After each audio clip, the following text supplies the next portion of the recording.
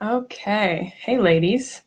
So, I guess I don't remember when it was. It was a few days ago. I put up a poll for you to see what you would want me to do a Facebook Live about. And um, what the majority chose was for me to talk about the process of spiritual awakening and mainly the unfolding process that kind of comes after the actual awakening experience. So, um, whatever I talk about here is, obviously it's based on whatever I've learned through my own research and then also through just my own process and my own experience of the process. So um, take that for what you will. So essentially, just to kind of give more of an idea about what I'm even talking about when I talk about spiritual awakening, um,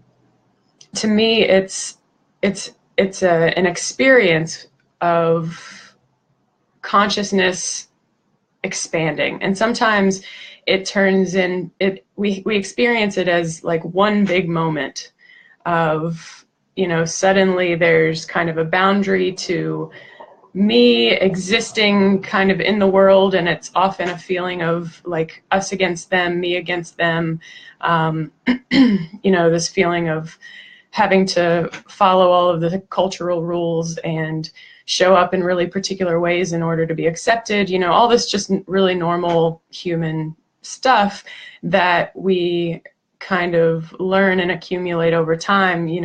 I sort of imagine that stuff, that process, which is, it's not a bad process. We have to learn how to show up in the world as part of a culture, as part of a community, and to learn how to cooperate in that community. It's a really important part of the human experience. But what it does is it kind of puts layers and layers and layers of stuff around us. And essentially those layers become like, our idea of ourselves, our idea of who we need to be and how we need to be showing up. And so it actually can sort of distance us from our really essential self, that soul self that sort of springs from everything that is.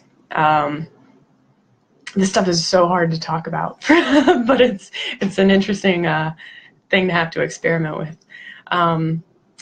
So, we know, our science is expanding too, which is really cool. So, probably we all learned in grade school about atoms. They are essentially made up of the same things. So no matter what we're looking at, what we're talking about, my body, this table, this computer, they're all made up of atoms, which are essentially broken down into particles, which are just energy.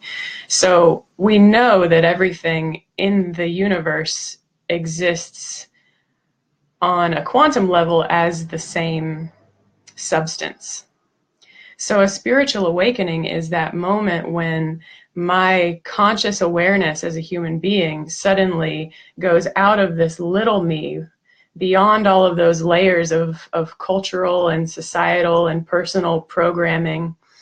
And suddenly I'm aware of myself as a part of this whole. So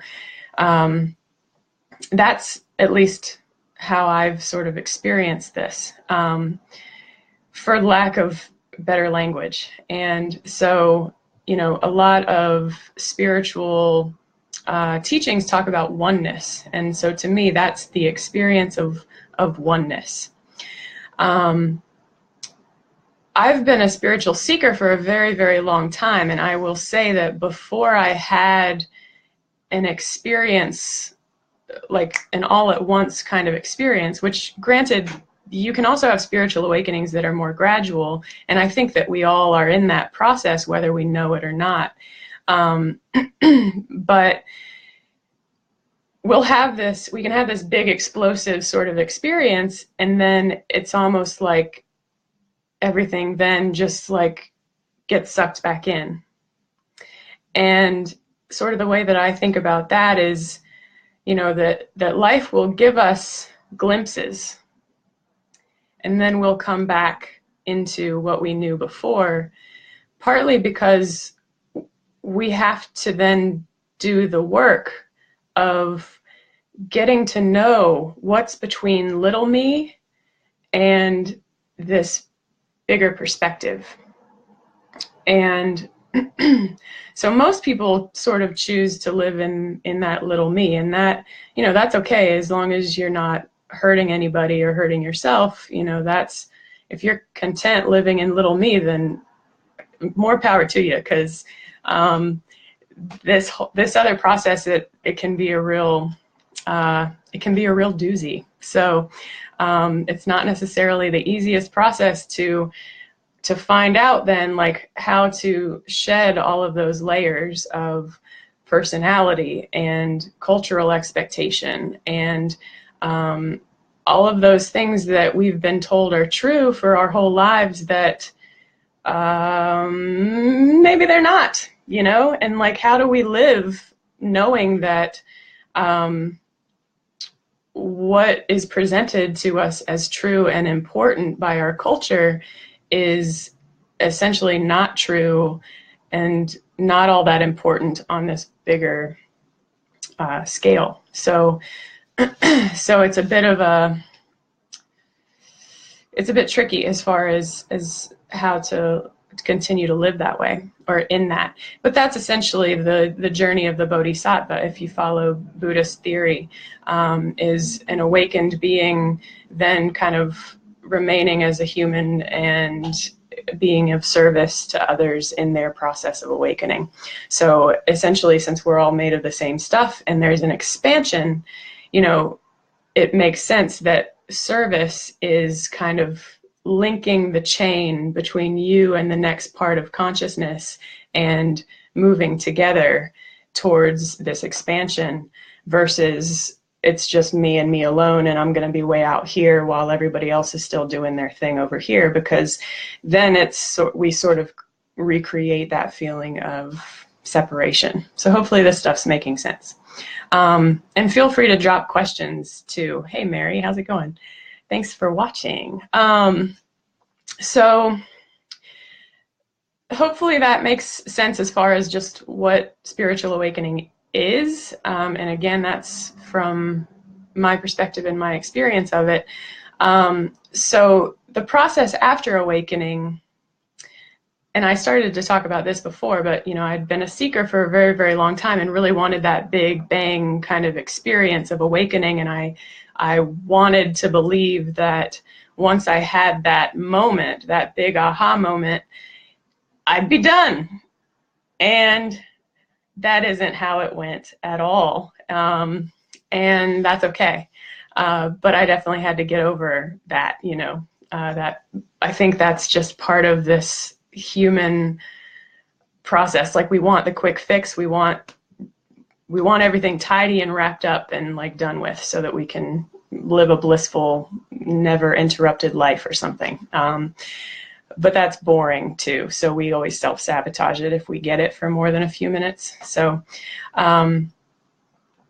so this process afterwards is, again, it's, to me, I noticed, being a counselor with people in all sorts of things, and then also working with people in addictions, and just having friends and family and being a human myself, how we can pendulum swing between extremes. We do this in every area of our lives.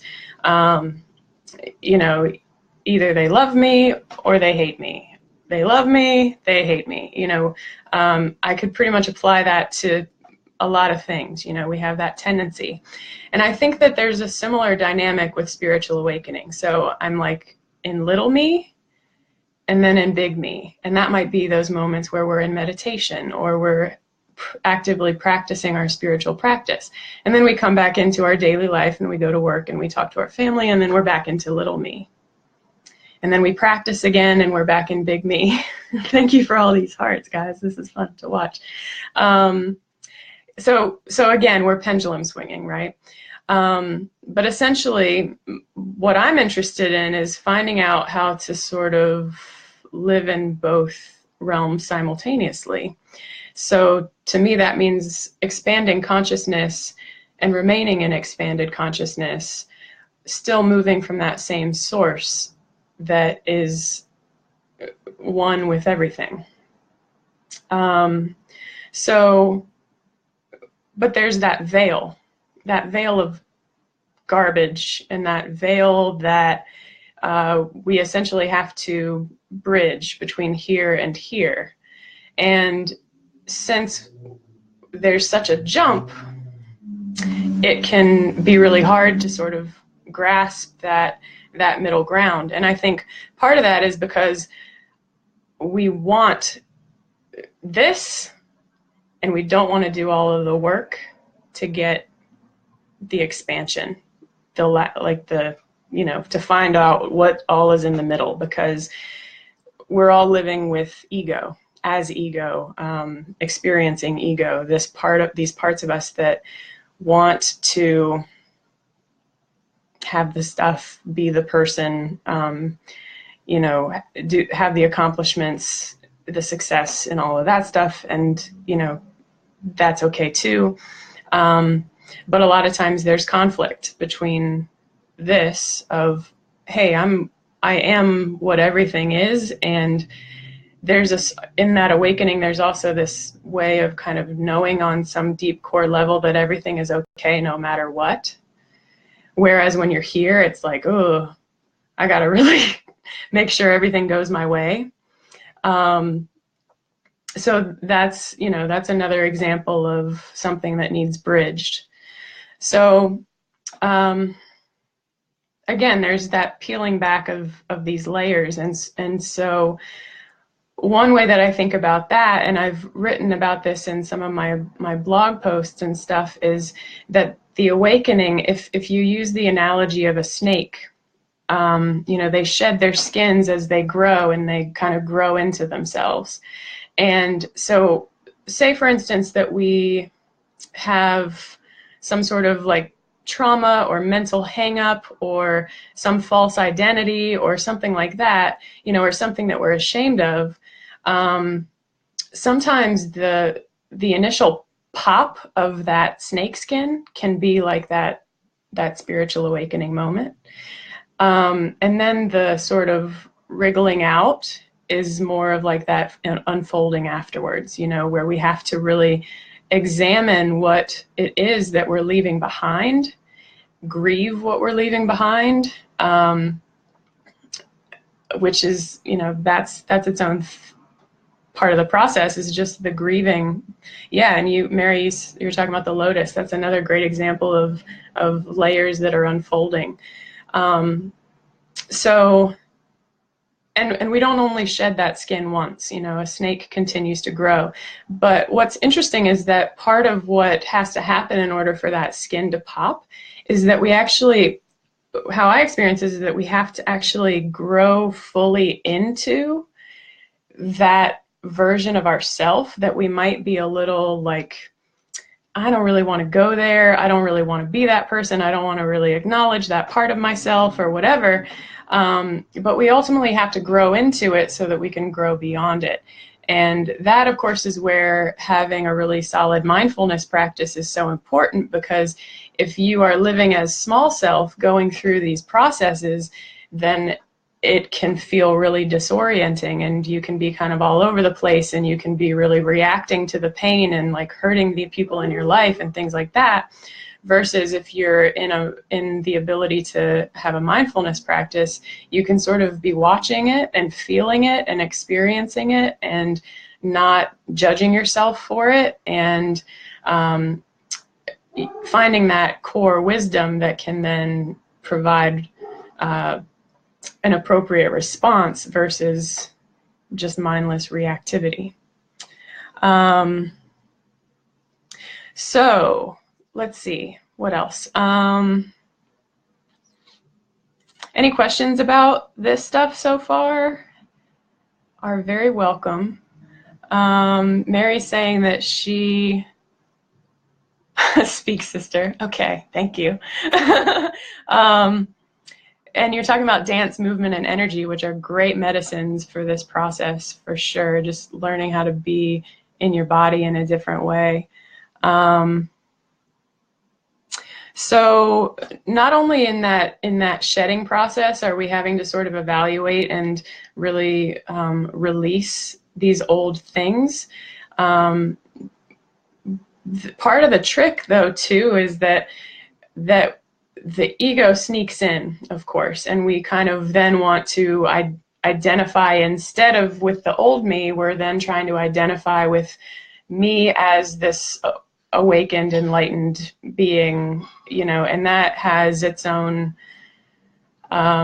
limitations, because essentially we can only expand so far as long as we're identifying with something, so sometimes it's useful, though, because if you're thinking about, I kind of envision it like coloring in a circle, if this is little me and then I have an expansion and then I come back, like I can set a boundary to here and get to know everything that's in this space, and with a reasonable amount of comfort and still feeling grounded in that, because it's not so overwhelming to my system as if it's boundaryless and suddenly I have to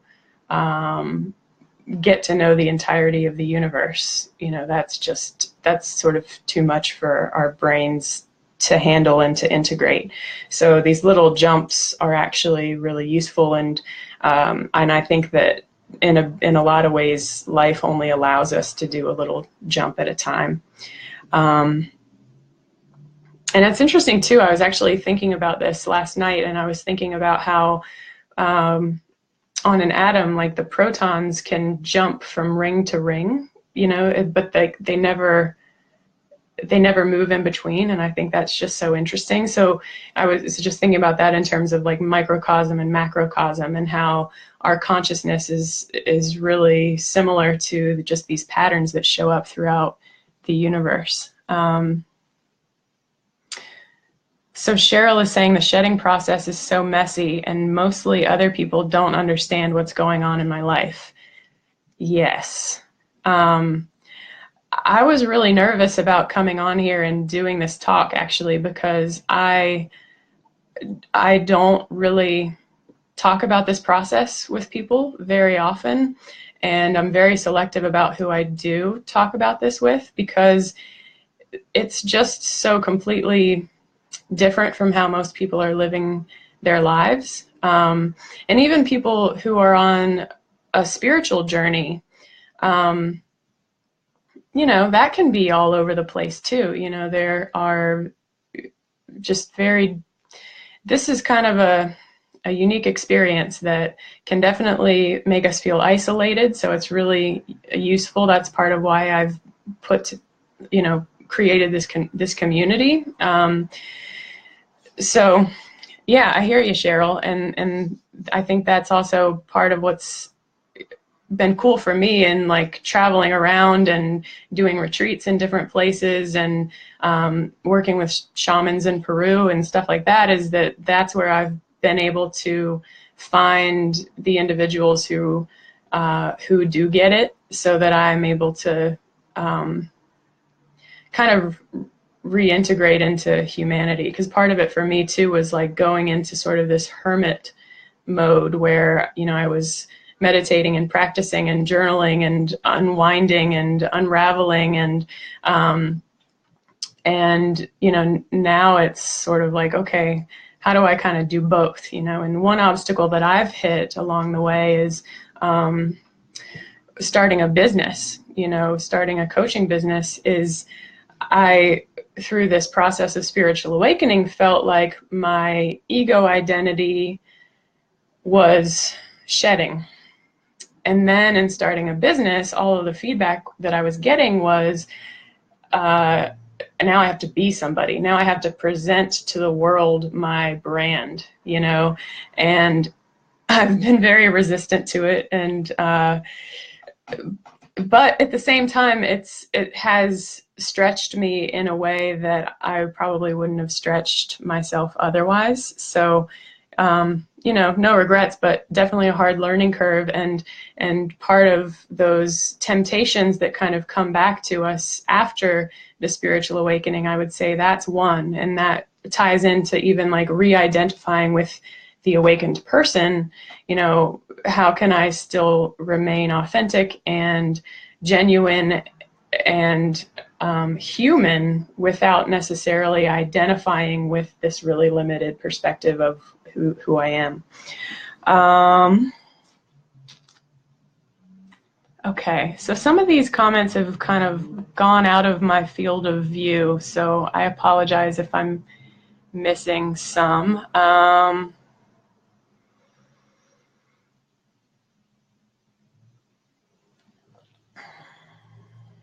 Okay, so love that you. Thank you, Michelle. And Mary, part of your comment is gone out of my view, so I'm sorry that I'm missing that, but hopefully I can, if there's a question in there, I can answer that afterwards. So I think I think I've said enough for today. So, you know, don't forget to leave a comment below if there's something else that you want to talk about. If you have any questions for me, I would love to, I'll do my best to answer them. And yeah, thank you guys for showing up. This was definitely less nerve-wracking than I thought it would be. So thanks. Okay, I'll talk to you ladies soon.